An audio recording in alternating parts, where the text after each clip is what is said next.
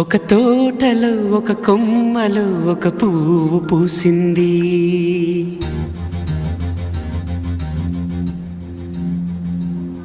మహారాణిలా మహాలక్ష్మిలా ఆ పువ్వు నవ్వింది.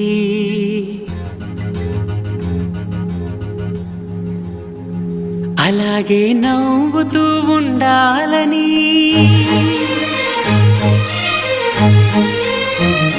అలాగే నవ్వుతూ ఉండాలని నింగి నేల వాగు వంక చెట్టు చేమ గువగూడు ఆశీర్వదించాయి.